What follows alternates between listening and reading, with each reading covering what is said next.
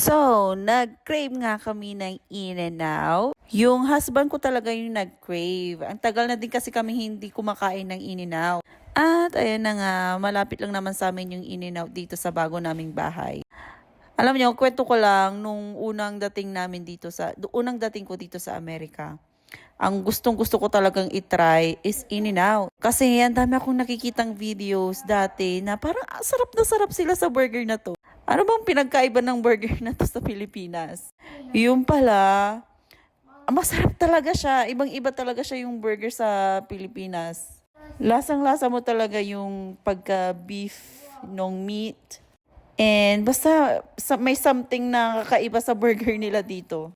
Tsaka hindi tinipid. Ang dami talagang laman nung burger. Pwede mo pang ipa-request kung yung onion is gusto mo grilled onion or fresh onion lang. At ayan nga ako, kumukuha ako ng sili dyan kasi mahilig nga kami sa maanghang. And kumukuha din ako ng extra ketchup para sa fries kasi gusto na pag umuwi kami si Jake, laging kumakain ng fries. Eh ako naman, mahilig ako sa ketchup sa fries. Kaya ayan, kumukuha ako ng extra fries. Pwede ka namang humingi sa counter ng nasa sachet na. Pero sabi ko nga, dahil nga kumakain kami sa sasakyan pag nagdadrive pa uwi, ayan, kumuha ako ng extra ketchup. Yung nasa maliit na cup. And alam mo, napansin ko dito sa In-N-Out, pag mga ganitong summer, mga bakasyon ng mga estudyante, ay yung mga nagbebenta dyan nasa counter, parang high school lang sila. Ewan ko, ang babata nila, feeling ko high school lang yung mga yon. So, ayan nga siguro gusto nila din kumita ng extra income habang nasa bakasyon sila, di ba? So, ayun na nga, hinihintay lang namin yung aming order. Mabilis lang din sila mag-serve dito. Pwede ka din mag-order drive-thru. Kaso, sobrang haba ng pila sa drive-thru. Mas mahaba ang pila sa drive-thru kaysa sa loob. Kaya, nag-decide kami sa loob na lang mag-order. Dapat may sili.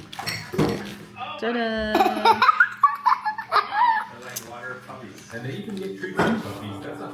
Cheeseburger.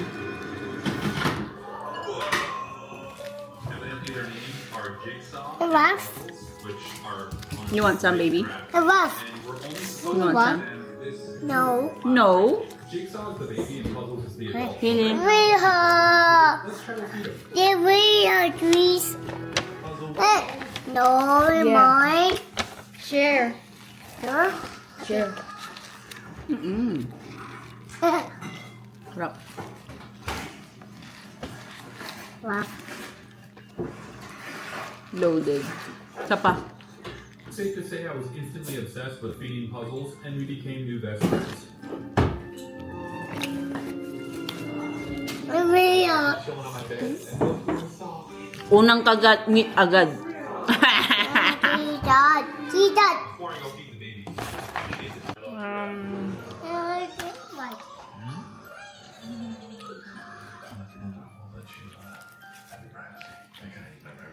I was excited to go to bed with the giraffes, but tomorrow morning I get